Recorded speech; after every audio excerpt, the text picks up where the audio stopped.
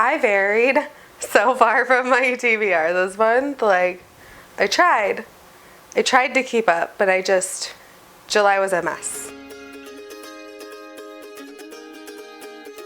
Hey guys, I'm Jessie, and today we are doing my July wrap up. In the month of July, I managed to somehow read like 7 books. I thought it was less than that. I am not gonna lie. Like, I felt like I read nothing this month. But then I counted them up, I'm like, oh, well, I finished quite a few. So anyway, I managed to finish 7 books, so I'm pretty proud of myself. There were 3 from my TBR that I did not finish. 1 that I started and got like halfway through, and 2 that I didn't even get a chance to start. But I did read books that were not on my TBR, so it kind of makes up for it. It's like not like I've read less, I just didn't get to finish some of the books from my TBR. But I'm rolling them over onto my August TBR. Hopefully, we'll see how this goes. But we are going to talk about what I did read, and we are going to go in order from, I guess, least favorite to most favorite. That is how I've been doing them. Let me know if you prefer them to be like chronological, which ones I completed first, or if you like lowest to highest or whatever. But just a forewarning, if you didn't know my rating system, a 3 from me is not bad. It's a book I liked. I didn't love it. There were some issues with it. I liked it. I personally think that books need a quarter scale, like a 3.25, 0.5, 0.75, you know how that goes. Like, I don't think I can properly rate books like, oh, it's a 3, oh, it's a 4. Like, what if it's like not quite a 3, but not quite a 4? Like, I liked it a little more than this other 3, but not as much as this 4. Like, where do I put it? I don't know. I've been struggling with that with rating. Like, especially like Goodreads rating. Like, I want like quarter and half stars, and I do. We're gonna start out with my 3-star books. All of these are high 3 stars, so like 3.5, 3.75 star. Just not quite at a 4 star. All right, the first one that we're going to talk about that was a like 3.5 star is Cinderella is Dead. I got this as an e-arc from NetGalley, and it was really good. It was a lot of fun. I really enjoyed like the take on the Cinderella myth. Like, this amazing dark retelling was so much fun. There were definitely like some hit or miss elements for me, and that is mostly just in like the world building wasn't as strong as I wanted it to be, or some plot points moved kind of fast and I was like, well, how does that make sense? Or some things didn't quite make sense, or the way they were put together. And there was kind of like an insta-lovey trope, which just personally isn't my favorite. But all in all, it was a really solid debut YA novel. And there were definitely hints in it of potential like future books set in the same world. And I would definitely read them. If there comes out like different fairy tale retellings set in the same world, I would totally buy them and totally read them. This was such a fun like YA retelling. It was so good, but there were just some missing elements that would have made it a 4-star for me, so I had to give it a 3.5. That being said, I still think you should pick it up and read it because I really enjoyed it. My next like 3.5 star book was Shielded. This is another YA debut novel, and again, I got this one from NetGalley as the e-arc. This is also released now, I believe, but it was another just fun YA book. A little tropey, but I still enjoyed it. It was very like Viking inspired in one part, and then the princess, who's like this Viking princess is the vibe that I get from her, kind of travels to this more like very Spanish feeling land to marry the prince, and like shenanigans ensue. She's being chased and she has to like assume a false identity, and it's just really, really good, and there's magic, and it's just a really fun one. But like, I kind of saw some of the plot twists coming, But then again, I would still read the second book. Like, it wasn't anything bad. It just wasn't anything that blew me away. And I need blow me away to get a 4. Like, it just wasn't quite at 4 level, but I still recommend it. It was a really good book. My next 3.5, and this is probably like even a little bit higher than the other two, is A Song Below Water.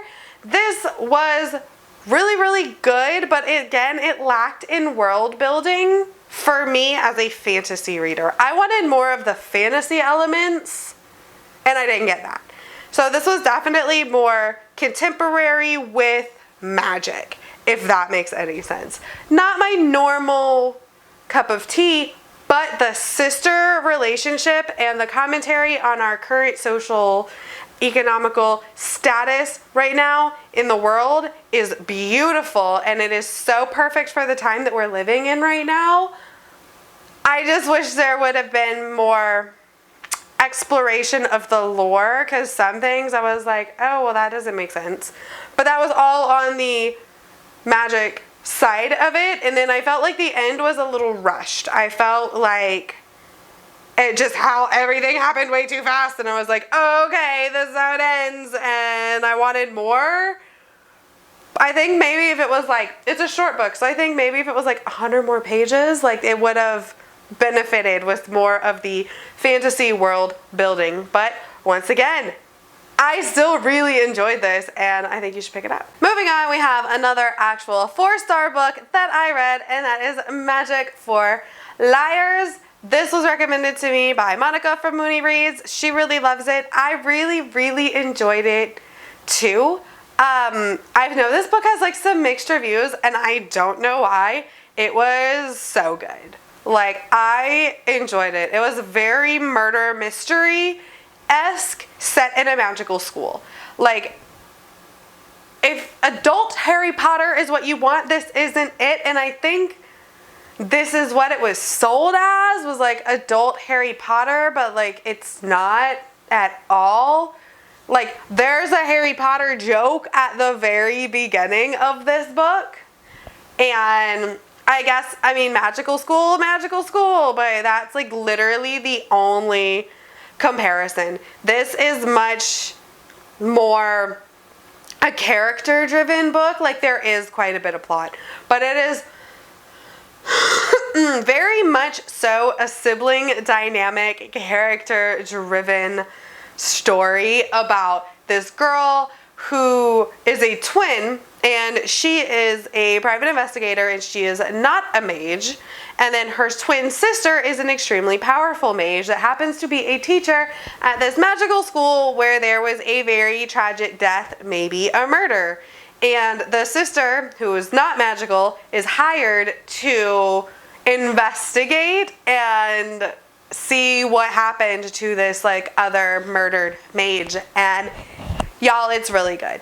I enjoyed this so much. So if you like things like that, definitely pick this up.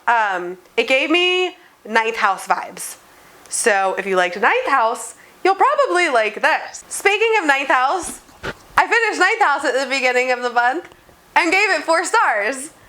So I guess I have a type. I really, really enjoyed this. It was like dark academia, murder mystery at a school with magic. The school is not a magical school, it's Yale, but it's like the secret societies within Yale, and there's like multiple mysteries. There's this murder, and then there's a disappearance, and it's so good. And near the end, you get these reveals that are like, oh, that's not what I was expecting. And I really enjoyed that, and it was set up really, really well for a second installment, and I will definitely read it. There's definitely some trigger warnings in this book. It's pretty dark. There is drug use, sexual assault, death. Be warned, but it's really, really good, and I really, really enjoyed it. I definitely think this and Magic for Liars are really similar to each other. So if you like one, you would like the other. My other 4-star book of the month is Born by Jeff Vandermeer. This was another Mooney Reads suggestion, and thank you so much, because this was so fucking weird, but so good. It is in a, I want to say post-apocalyptic type world where there's this company called The Company, and they made biotech, but like shit went awry, and they were real shady. And one of their experiments, which was a giant bear that could fly, kind of like took over the city and is killing people, and people are hiding. And then there's this other person who's trying to take down the bear and rule the city, but they're also a shitty person. And then we have like our main character, Rachel, who is a scavenger who literally just wants to survive and live with her boyfriend and be happy. And she is out scavenging and finds this thing that looks like a sea anemone. She brings it home, and it ends up being sentient and growing, and yeah, it's fucking weird, y'all. Like, if that doesn't get you excited, it should. It's very maternal. Whereas, like, Rachel is literally raising this sentient being as her human child, when it's like this weird biotech, maybe, we're not sure what it is, but we call it Born. But it's something, and it's her child. And it's just very relationship driven, and the plot is really weird, but definitely check it out, because it's so hard for me to explain, but I just loved it so much. And y'all know I've been on this like hunt to find all the books with moms in sci-fi fantasy where they are badass, but they are more than moms, but like being a mom is still like an important part of their identity.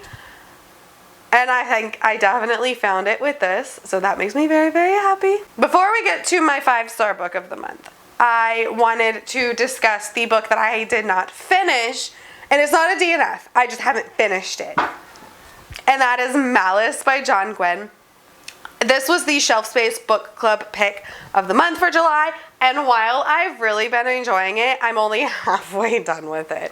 It's a thick one, and not only is it thick, it's like really detailed, and it's just taking me longer to read, okay? And that's fine, because I'm enjoying it. I really like the characters. I like where everything is going.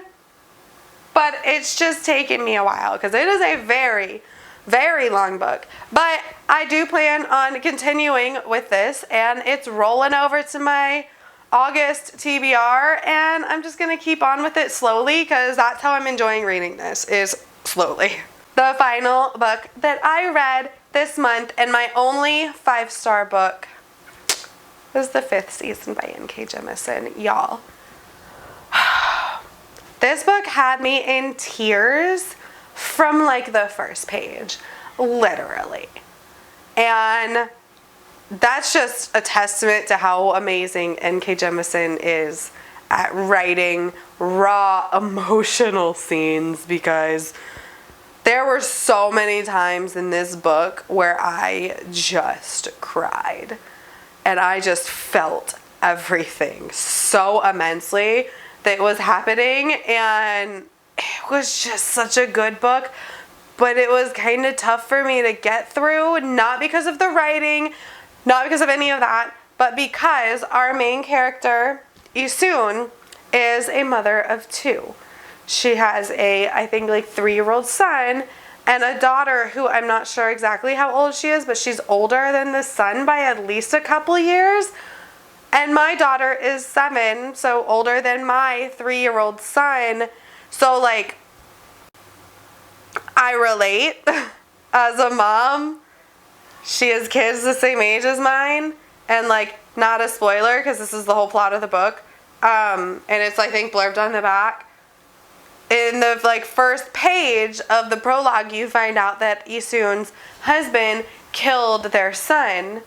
And that broke me, because that's the same age as my son. And it was just this whole like relatability thing, and it showed her just broken and just as this broken person, and then how she had to muster up her strength to be who she needed to be to find her daughter, and just bury that pain down to be a mother. And God, if that's not fucking relatable, I don't know what is, because this just had me crying. And it was so poignant, I think, that perspective of Isun was second person, because like I'm literally reading like you're laying there beside your son's dead body, and I'm like I'm done. I lost it, because it's like it hits so hard with the emotion, especially when you're reading it in second person. Just the way she wrote it is just, it was fucking genius. Like there's nothing else. There's a reason this won a Hugo Award, so there's that. But you also follow two other perspectives, a very young girl and a slightly older girl. And yeah, there's some twists and some turns and some shit happening, and it's the end of the world as we know it. And I feel fine. I am excited to read the second book though, because this was just everything I needed. And I'm actually buddy reading Obelisk Gate with Monica at Mooney Reads. Like, we have such similar tastes, and if you're not watching her, you should be, because she's glorious. But we're buddy reading the second one because the first one is just so amazing. All right, and there we have it. These are all the books that I read in the month of July. Let me know what you thought, if you've read any of these, if you loved them, if you hated them, if you're excited to read any of these, if you want to buddy read any of the other books that I talked about, like that I'm reading with August, let me know. But yes, thank you guys for hanging out with me. My name is Jessie, and I make videos every Monday, Wednesday, and Friday. I'll see you next time. Bye.